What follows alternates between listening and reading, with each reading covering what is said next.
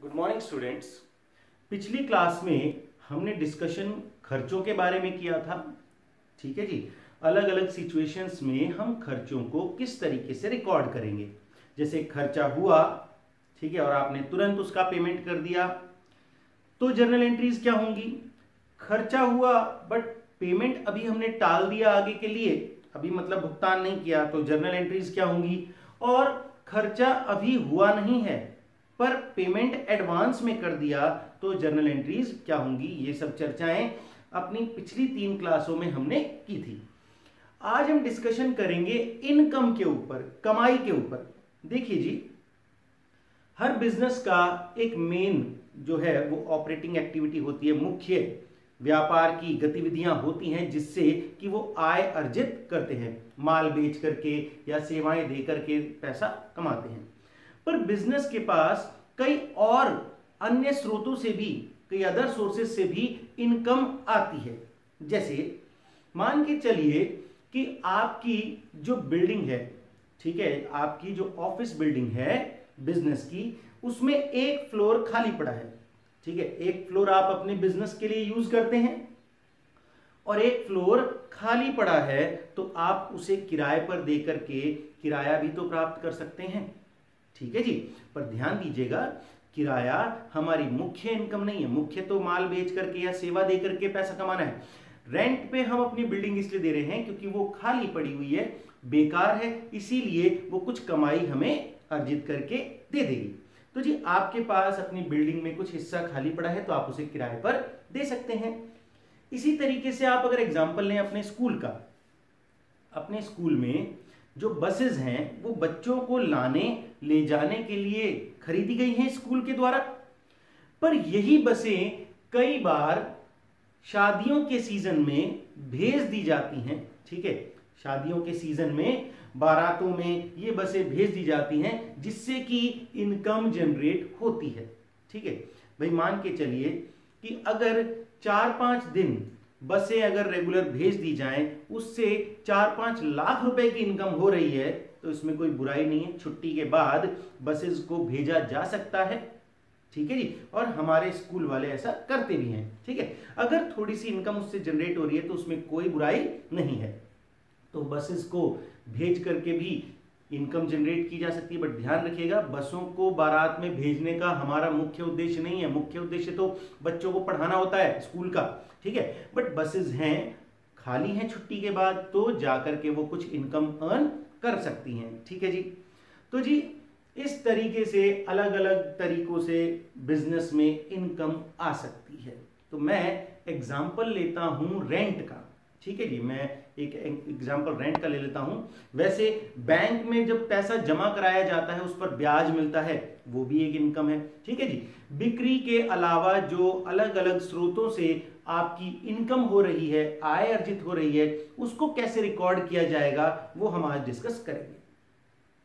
तो जी, एग्जाम्पल मैं फिर से बता दूं कि मैं रेंट का ले रहा हूं कि हमने अपनी बिल्डिंग का एक फ्लोर रेंट पर दे दिया और उसका रेंट हम रिसीव करते हैं। तो मैं आज बता रहा हूं कि आपने किराया, जैसे ही आपने किराया कमाया और उसे तुरंत प्राप्त कर लिया तो एंट्री क्या होगी। मतलब इनकम आपने कमाई और तुरंत आपको वो प्राप्त भी हो गई। ऐसी सिचुएशन में जर्नल एंट्रीज क्या होंगी वो मैं आपको बता रहा हूं। देखिए जी, 1 महीने का समय पूरा होते ही आप क्या मांगेंगे किराएदार से? किराया मांगेंगे। ठीक है, महीना पूरा होते ही आप किराया मांगेंगे। 1 महीना पूरा होते ही आपने कमाई अर्जित कर ली।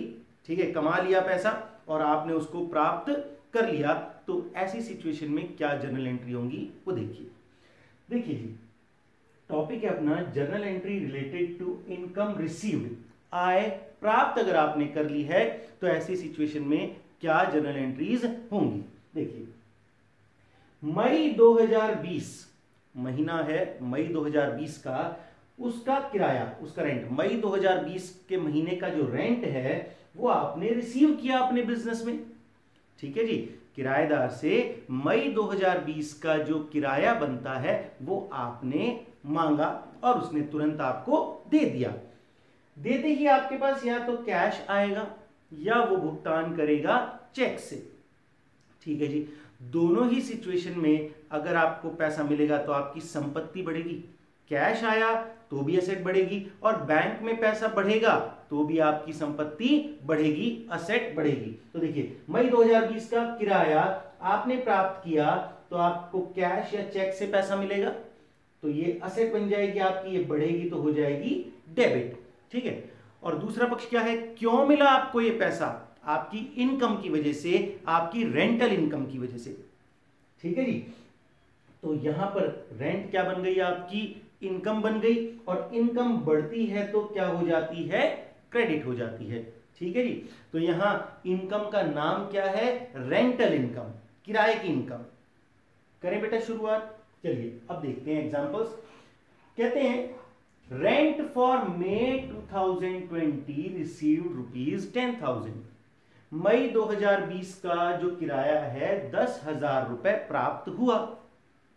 अब जब शब्द आता है प्राप्त हुआ, ठीक है, तो हम ये मान लेंगे चेक वगैरह नहीं दिया होता कि वो कैश में ही हमें प्राप्त हुआ है। तो एंट्री क्या बनेगी, हमारे पास क्या आया, कैश आया, कैश अकाउंट डेबिट, क्योंकि संपत्ति बढ़ रही है डेबिट होगा। और इनकम आई है हमारी, इनकम का नाम क्या है, rent, cash account debit to rent account. ठीक है जी। 10,000 रुपए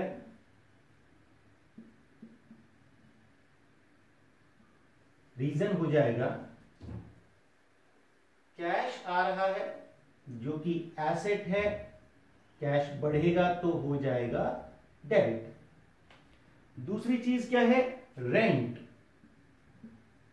रेंट क्या है, हमारी इनकम है, इनकम बढ़ती है तो हो जाती है क्रेडिट। ठीक है जी। आपको क्या मिला, किराया मिला, रेंट मिला, रेंट आपकी इनकम है।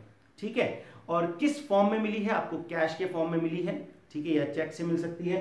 तो अभी हम देख रहे हैं कि इस पॉइंट में हमें कैश में रेंट रिसीव हुआ है, तो कैश आया, क्यों आया, इनकम की वजह से, इनकम का नाम क्या है, रेंट, तो एंट्री हो जाएगी cash account debit to rent account. ठीक है जी।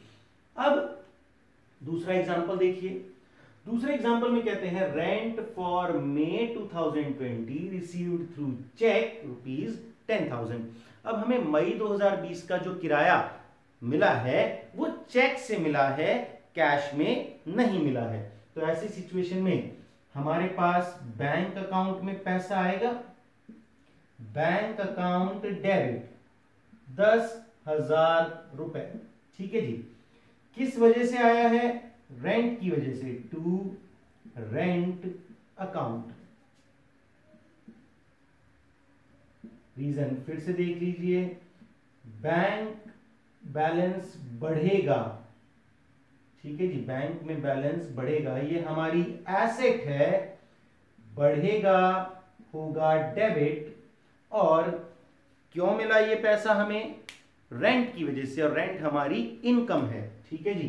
रेंट क्या है जी, इनकम है, और इनकम जब बढ़ती है तो होती है क्रेडिट। तो जी एंट्री हो गई bank account debit to rent account. ठीक है जी। अब ये जो सिचुएशन हमने सीखी है, ये वो सिचुएशन है कि भाई आपने इनकम कमाई और तुरंत प्राप्त कर ली, ना तो आपको अभी एडवांस में मिल रही है, ना आपको वो टाल रहा है, आपकी इनकम जनरेट हुई, आपने तुरंत प्राप्त कर लिया। अगली क्लासेस में हम ये सीखेंगे कि अगर हमने इनकम कमा ली पर अभी तक हमें वो प्राप्त नहीं हुई है, तो ऐसी सिचुएशन में क्या एंट्री होगी, या किसी ने हमें इनकम पहले ही एडवांस में दे दी तो क्या एंट्री होगी। ठीक है जी। तो ये आगे की क्लास में बताऊंगा। अभी आपको सिर्फ ये सीखना है कि इनकम आपने कमाई और तुरंत आपको प्राप्त हो गई, तो आप उसकी जर्नल एंट्रीज क्या करेंगे। क्लियर है जी। तो बाकी की चर्चा अगली क्लास में करते हैं।